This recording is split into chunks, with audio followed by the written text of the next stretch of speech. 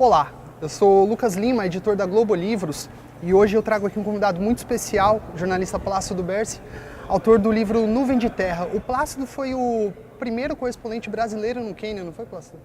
Exatamente, o primeiro correspondente com residência fixa no Quênia, né? Claro que outros jornalistas brasileiros já foram para o Quênia a trabalho, mas sempre por períodos curtos, assim, uma semana, 10 dias, né?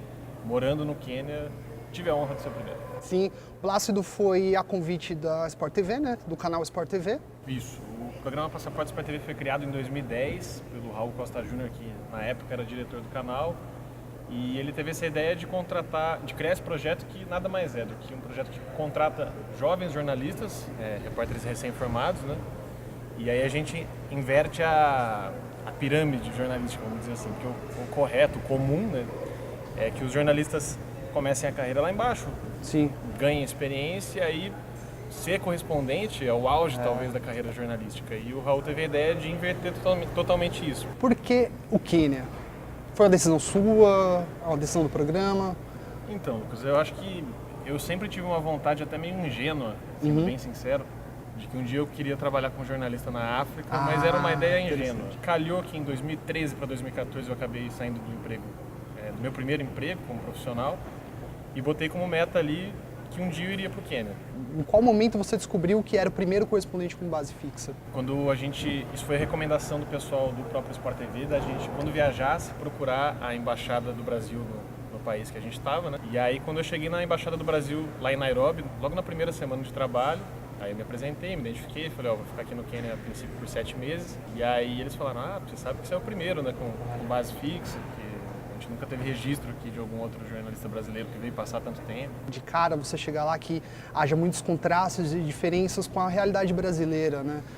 A sua chegada lá no Quênia, como que foi? Eu acho que demorou um pouco até cair a ficha de onde eu estava. Assim, na hora que eu cheguei em Nairobi, foram 15 horas de voo. E eu lembro que eu cheguei, eu olhei ali a rodoviária. O aeroporto era tão simples que me parecia uma rodoviária. A primeira imagem que eu tive do Quênia foi de um lugar simples, baseado no aeroporto, um pequeno espaço de concreto. Um dos seus objetivos muito claros e algo muito perceptível no livro é que você tem mesmo essa vontade de desmistificar um pouco, lutar um pouco contra os preconceitos e as concepções que a gente cria sobre o continente africano, né? Porque eu acho que, de modo geral, não só em relação à África, mas eu acho que em relação a muitos temas, a gente, quando não conhece muito sobre algum assunto, a gente toma uma opinião como verdadeira sem conhecimento. E eu acho que a gente não sabe muito sobre a África e muito por falta de interesse nosso, por falta de informação que a mídia, de modo geral, acaba nos dando, e aí vira uma bola de neve. Eu acho que a gente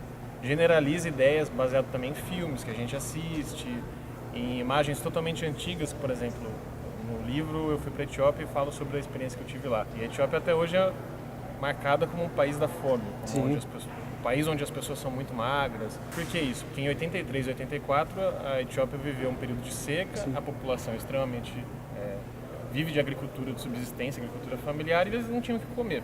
Mas não porque eles são pobres, porque eles são simples, como eu falei. É outro estilo de vida. Para eles, o ser rico não é ter dinheiro. É ter uma terra e ser bom para sua família. Eles são ricos, pobres, simples, é outro estilo de vida. Então não cabe a nós julgar. Agora eu quero que você volte um pouco lá para o começo do livro e fale para a gente sobre o passaporte. Sobre o Passaporte Sport TV, como foi a seleção? Especificamente para a minha edição foram 3.900 candidatos para 8 vagas. A princípio eles dizem que seriam 6 vagas, mas que eles chegaram em 8 nomes e eles não conseguiram descartar nenhum. E aí foram, se não me engano, 4 ou 5 meses de processo seletivo, 7 etapas. Então nessas etapas teve desde prova online, a dinâmica em grupo. Então são essas as qualidades, entre outras, que um repórter precisa ter para ser selecionado. Essa capacidade de improviso. Capacidade de improviso, acho que muita gente durante o processo do Passaporte para a TV confundia, imaginava que o fato de falar muitos idiomas já te garantia.